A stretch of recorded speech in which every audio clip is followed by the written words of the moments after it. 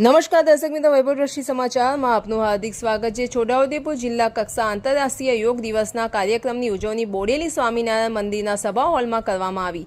યોગને વૈશ્વિક સ્વીકૃતિ આપનાર વડાપ્રધાન નરેન્દ્રભાઈ મોદીને પ્રેરણાને અનુસરીને ગુજરાત સરકારના રમતગમત, યુવા અને સાંસ્કૃતિક પ્રવૃત્તિ વિભાગ અને છોટાઉદેપુર વહીવટીતંત્ર આંતરરાષ્ટ્રીય યોગ દિવસ 21 જૂન 2025ના દિવસે ભવ્ય ઉજવણીનું આયોજન કરવામાં આવ્યું હતું।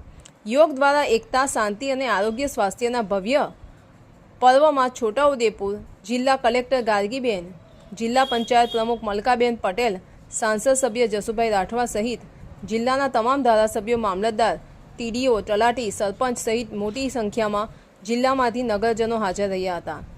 સાથે યોગ ટ્રેનર એવા જિલ્લા કોઓર્ડિનેટર રોહિણી પટેલ તેમના ટ્રેનર દ્વારા યોગા કરાવી યોગાથી થતા ફાયદાઓ વિશે સમજણ આપી હતી। ધન્યવાદ।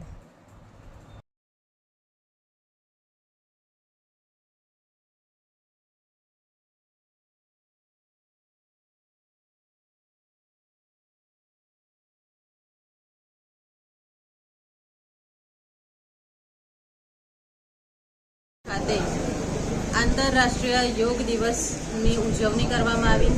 આજના કાર્યક્રમમાં અમારી સાથે માનનીય સાંસદ સભ્ય શ્રી જસુભાઈ રાઠવાજી, માનનીય ધારાસભ્ય શ્રી અભયસિંહભાઈ રાઠવાજી તેમજ જિલ્લા પંચાયતના સભ્યશ્રીઓ, તાલુકા પંચાયતના સભ્યશ્રીઓ અને વહીવટીતંત્ર સાથે મળીને આજના આ 11મા આંતરરાષ્ટ્રીય યોગ દિવસની ઉજવણી કરવામાં આવી છે।